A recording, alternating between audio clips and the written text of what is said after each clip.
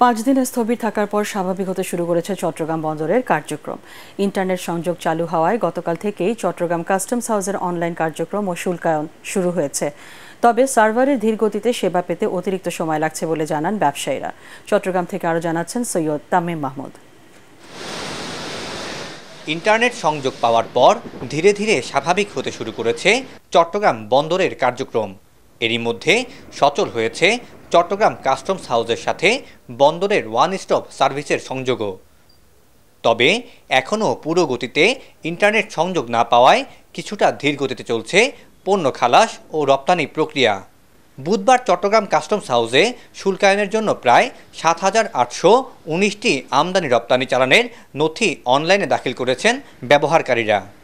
Customs থেকে প্রাপ্ত তথ্যে দেখা যায় 21 থেকে 24 জুলাই পর্যন্ত চট্টগ্রাম বন্দরে নোঙ্গর করেছে 8টি বাল্ক ও 5টি কন্টেইনারবাহী জাহাজ। তবে ইন্টারনেট ধীরগতি থাকলেও আমদানি রপ্তানি কার্যক্রমে যাতে সমস্যা না হয় সেজন্য কাস্টমস হাউসে ব্যবহারকারীদের জন্য কম্পিউটারের সংখ্যা 5 থেকে বাড়িয়ে 12টি করা হয়েছে।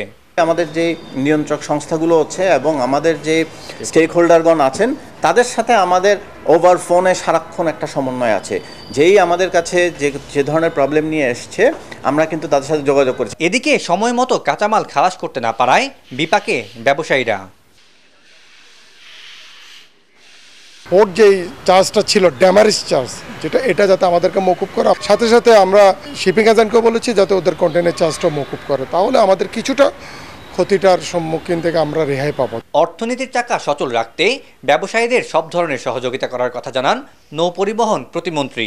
অর্থনীতিকে ক্ষতিগ্রস্ত করে এই বন্দর পরিচালনা হবে না, অর্থনীতির সেবার ক্ষেত্রে এই বন্দর কাজে লাগবে।